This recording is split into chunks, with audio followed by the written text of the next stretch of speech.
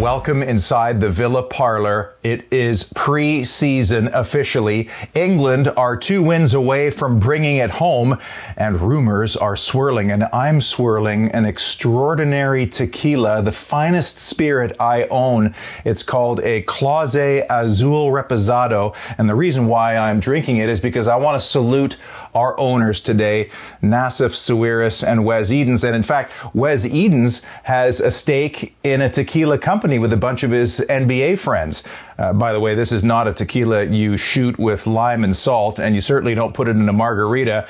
And I want to have it here today to toast those owners because I think they are taking Aston Villa to Europe, and I'm going to tell you why.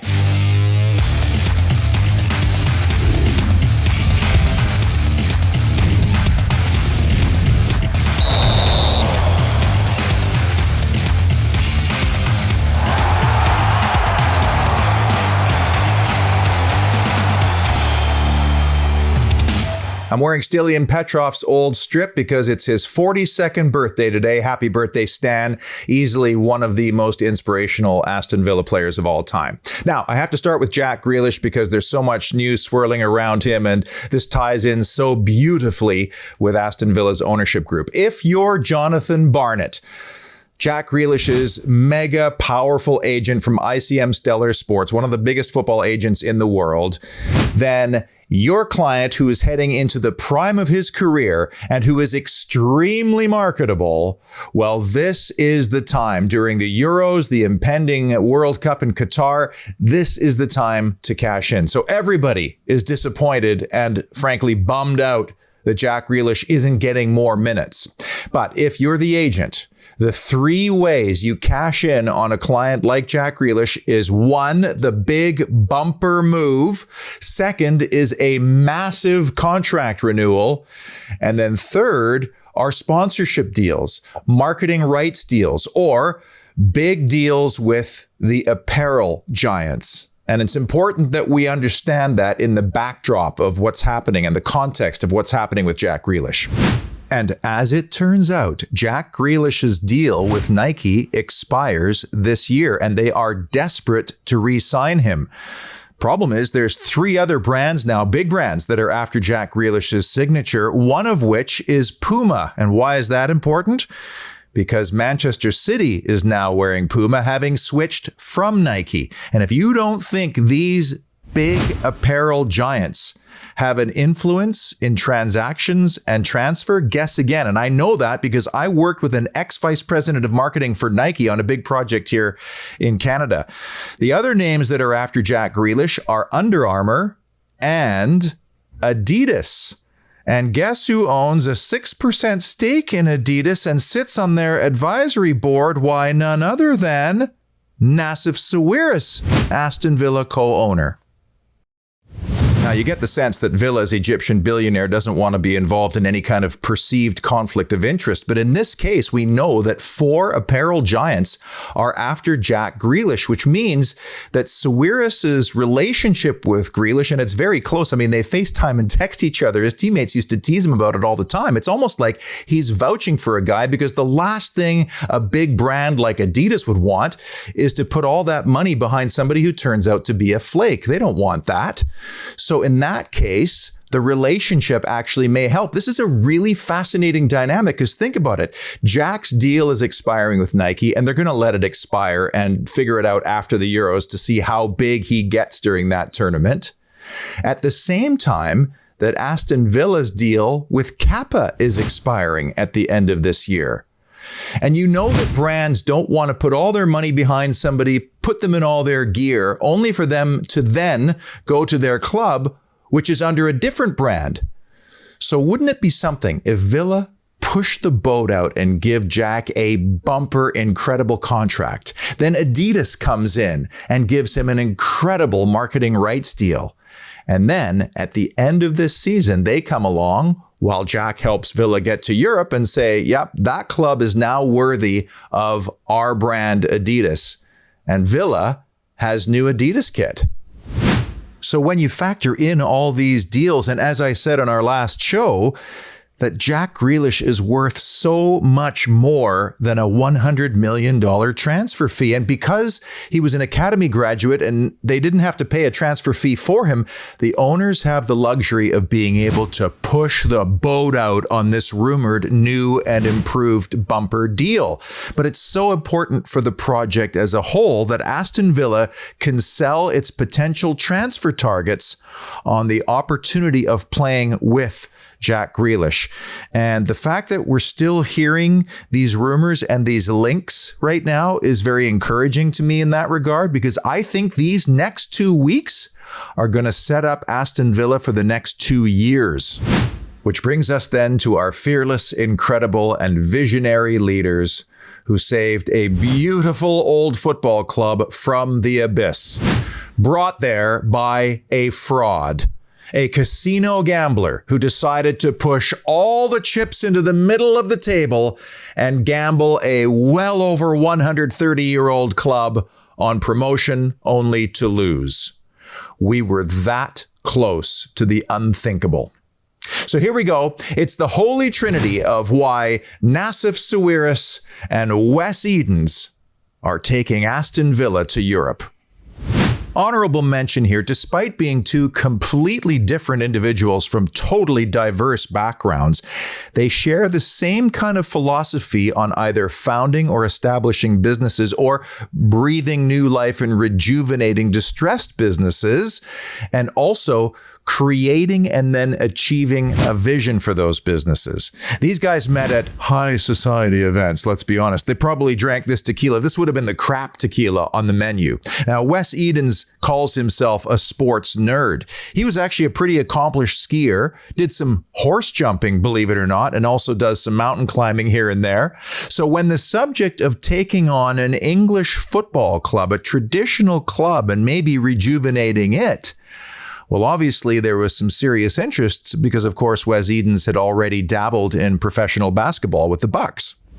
Their differences, apart from cultural, Wes Edens was born in Montana and Sawiris in Cairo, Egypt, is that Nassef Sawiris was part of a very established family-run business, the Orascom Group, which was primarily in engineering, construction, a little bit of cement. There were some side ventures as well with fertilizer in the U.S. He personally has the stake in Adidas and also a little piece of the MSG Group, which owns Madison Square Garden, the Knicks, and the Rangers. So very stable, secure businesses and long-term businesses. Meanwhile, Wes Edens is what you call a counterintuitive entrepreneur and the founder of a very diverse portfolio of companies. In fact, let me show you the different companies that he owns, because it really is a crazy mix. And that's kind of why they work off each other so well. The primary one was Fortress Investments, which is hedge funds, equity, private equity, that kind of thing. New Fortress Energy is natural gas sale and the infrastructure. Brightline is a rail company that connects big cities. This is the big one, though. Springleaf Financial Services is a subprime mortgage lender, and subprime mortgages were bad words in 08 and 09. And there he goes, and he founds that one, and NationStar, which offers the same services. Then, of course, he had Cincoro Tequila with all his friends in the NBA, like Michael Jordan, and the Milwaukee Bucks, which are, of course, getting ready to play for the NBA championship. You may have actually seen that Wes Edens' Fortress Group is among those trying to capture Morrison's grocery store for a lot of money. So there's another venture he's getting into. Now, what these two have in common is a love and a real appreciation of family and sport. This is Mallory, Wes Edens' daughter. So clearly there's some good DNA and genes in that family and very good taste in clothing, I might add. And it's funny that both owners have 4 children. So family is everything, which is why this was a very difficult week as the patriarch of the Sawiris family, Onzi, passed away just weeks shy of his 91st birthday. What a man, what a statesman this fellow is, and what a legacy he's left behind. He actually left Egypt because he didn't like the economic policies at the time, so he went to Libya. When they improved, he came back, founded Orascom, which now does business in 25 countries around the world, and his 3 sons, Nassef and 2 brothers, are all in charge now. So family is everything, and education is everything as well. Sawiris went to school at the University of Chicago in economics, and Edens is a graduate of Oregon State University. The other thing they have in common is their philosophy on how to rejuvenate or grow the businesses that they acquire, which always seems to start with the right people, being loyal to those people, and then employing that growth mindset mentality through education and training. And that's why Dean Smith, when he went to the interview, he realized, well, I'm in the right room with the right people, because if they didn't have that philosophy together, it would be very difficult to get things done at the boardroom level. So that's the number 3 holy trinity of why these 2 men are going to take Villa to Europe. They bring in and they keep the right people. For me, the best example of this was the whole Suso affair. When the 2 owners took over the club, they first consulted with Jorge Mendes, the Portuguese super agent, who introduced them to Suso. And it was a bit of a scramble, let's be honest. They just took over the club. They needed to recruit players. And so Suso became their first hire. And that might be their only mistake in their reign so far. So we fast forward to the relegation scrap after Project Restart. And after the home loss to Wolves, all of a sudden there started to appear all these rumors about new coaches coming in, and all of them were suspiciously Portuguese. And in my opinion, and this is just my opinion, but I think Suso was starting to plant that, and he wanted Dean Smith out to protect his own job by saying the old, well, I got all the players are right, it's the manager doesn't know what to do with them. But it was Nassef, Sawiris, and Wes Edens who sided with Dean Smith and Christian Purslow because Suso was not right for the club. He depended too much on an old agents network, and that's not the direction they wanted to go in. The club wanted to go in a more data-oriented approach, and that's how Johan Lange eventually got to the club. Reason number 2 why Nassef, Sawiris, and Wes Edens are taking Villa to Europe: they bring in and keep the right people. Oh, you think I made a mistake, did you? No. I'm trying to reinforce the importance of how you build a great organization. Here's another great example from 4 years ago only with the Milwaukee Bucks. Wes Edens was heavily scrutinized for a hire he made within that organization.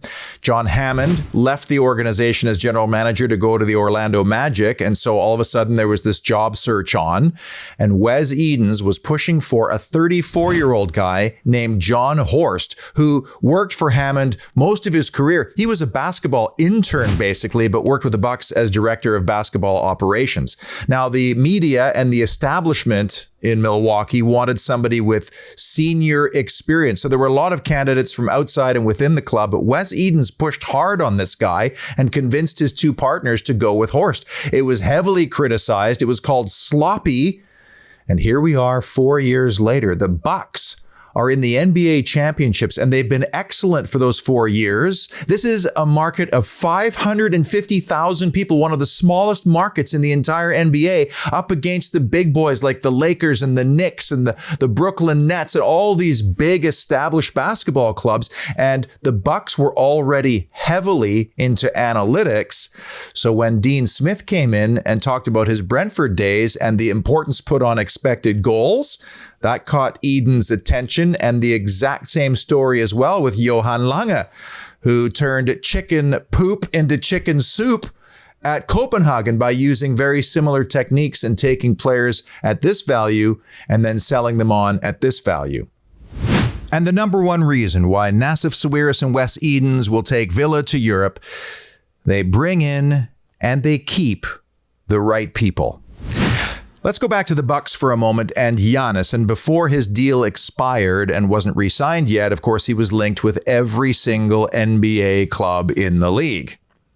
$228 million later, and the promise of great players to play with, like, for example, Chris Middleton, And there he is in one of the smallest markets in the NBA on the brink of an NBA championship with 4 more wins. And the comparisons with Jack Grealish are so obvious here. Grealish's relationship with Sawiris is really, really important. And not that it would be a betrayal to leave at this stage, but I really do believe that the project is sincere. Villa have high ambitions. They've sold Grealish on that, and he would never have that kind of relationship with, say, Manchester City. He does, however, have to play the game because right now he's heading into his prime.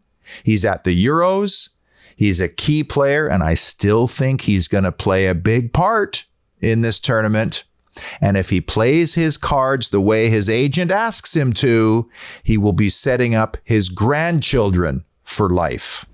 So when we talk about Aston Villa's owners, we need to stop talking about the fact that they are the 3rd wealthiest, highest net worth ownership pairing in the Premier League, and instead ask ourselves why. Why are they so successful seemingly at every single thing they do? Because it seems like ever since they joined Aston Villa, they are going in this direction, and that is very exciting indeed. And in fact, I think there's more excitement to come, and I think it's imminent. And when that excitement does come, I will certainly talk about it here. In the meantime, I thank you so much for watching, subscribing, liking, and sharing. And as always, up the mighty Villa.